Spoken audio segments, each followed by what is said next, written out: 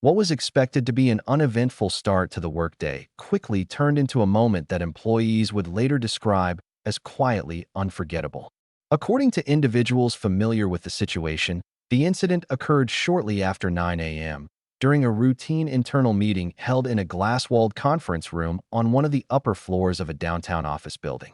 The morning had followed its usual rhythm: coffee cups on the table, laptops opening, polite small talk fading into professional focus, until an unexpected disruption altered the tone of the room in an instant. As the meeting was about to begin, a sudden gust of air swept through the space, likely caused by an open window combined with the building's ventilation system. What happened next unfolded in a matter of seconds. A senior manager, positioned at the head of the table, experienced a brief but noticeable wardrobe mishap when the movement of air caused their shirt to lift unexpectedly. The room fell into immediate silence, a pause so sharp that several attendees later said it felt longer than it actually was. Witnesses say the manager froze momentarily, visibly registering the situation before quickly attempting to regain composure. It was at that moment, sources report, that the boss glanced around the room and addressed the nearest employee with a strained smile and a casual tone that barely masked discomfort. "You didn't see anything, right?"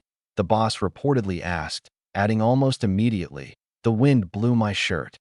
The phrasing, according to those present, carried a mix of humor and authority, as if the explanation itself was meant to close the matter before it could fully exist. The employee addressed did not hesitate. Without drawing attention, changing expression, or shifting posture, they responded simply, "Didn't see a thing." The remark was delivered calmly, almost automatically, and its effect was immediate.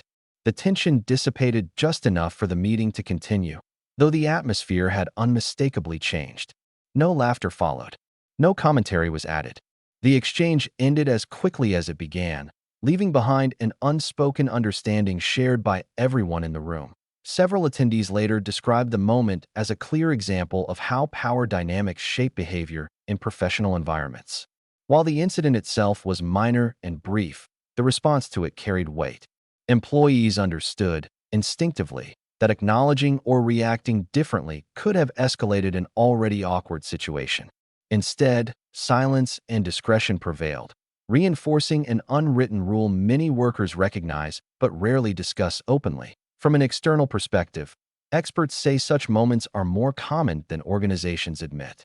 Minor incidents involving senior leadership often test the emotional intelligence of employees, particularly when the situation falls into a gray area that does not warrant formal reporting but still demands a response. In this case, the choice to minimize the incident was seen as a way to preserve dignity on both sides, allowing work to proceed without disruption. Those familiar with the meeting emphasized that the manager did not revisit the comment, apologize publicly, or acknowledge the incident again.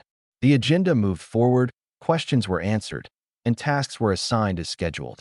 Yet the brief exchange lingered in the minds of those present, not because of what was seen, but because of what was said, and what was deliberately left unsaid. By mid-morning, the story had already begun circulating quietly among select co-workers, retold in careful language and always without names. While no formal complaint was made and no policy was violated, the incident became a point of reflection for many employees.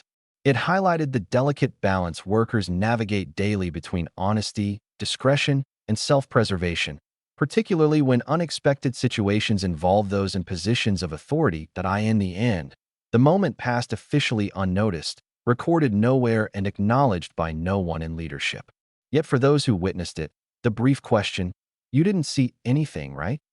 and the even briefer reply, "Didn't see a thing," became a subtle reminder of how quickly professionalism can be tested and how a single sentence can quietly restore order without ever appearing in the minutes of a meeting. As the meeting continued, those in attendance shifted their attention back to spreadsheets, timelines, and performance metrics, but several employees later admitted that concentration did not fully return right away. The incident, though outwardly resolved, had created a subtle undercurrent in the room. People sat a little straighter, avoided unnecessary eye contact, and focused intensely on their notes. The conversation remained professional, yet there was an unspoken agreement to keep everything strictly on topic. as if any deviation might reopen an awkward moment best left behind. According to individuals who spoke privately after the meeting, reactions varied internally even if they appeared uniform on the surface. Some felt sympathy for the manager, recognizing the situation as an embarrassing accident that could happen to anyone. Others felt a quiet sense of relief that the moment had been handled quickly and without escalation. A few, however, acknowledged a brief internal conflict, an awareness of how authority can influence what is acknowledged as real in a workplace setting. In that moment, the explanation about the wind was accepted not because it was questioned or verified, but because it was offered by someone in charge. Workplace analysts note that such situations often reveal how informal power operates beyond written policies. No one was instructed to stay silent, yet silence was the natural response. Employees understood, almost instinctively, that drawing attention to the incident could shift the focus from work to discomfort, potentially affecting professional relationships. Choosing discretion was not about dishonesty, experts suggest, but about maintaining functional harmony in a shared environment. Throughout the day, the story moved quietly through the office, shared in hushed conversations near the coffee machine or through carefully worded messages. Each retelling softened the details further, focusing less on what happened and more on how smoothly it was handled. Names were omitted and specifics blurred, transforming the incident into a general anecdote rather than a personal account. This subtle editing, according to organizational psychologists, is a common way employees protect both themselves and their colleagues while still processing unusual events. The employee who delivered the now-quoted response did not receive any immediate acknowledgement, positive or negative. There was no follow-up conversation, no subtle signal from management, and no indication that the exchange had been noted officially. To many observers, this absence of reaction was itself meaningful.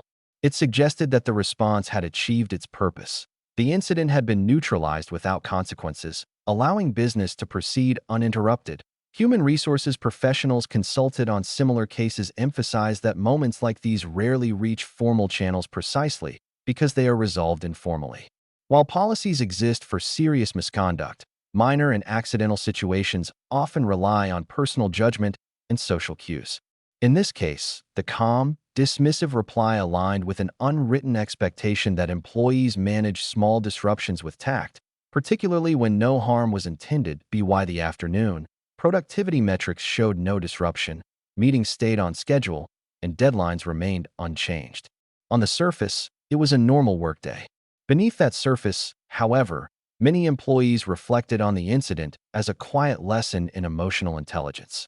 It demonstrated how quickly a workplace can shift from routine to uncomfortable, and how equally quickly it can return to normal when someone responds with composure. Several staff members later described the moment as an example of professional instinct rather than conscious decision-making. There was no time to weigh options or consider long-term implications. The response came naturally, shaped by experience, awareness of hierarchy, and a desire to avoid unnecessary friction.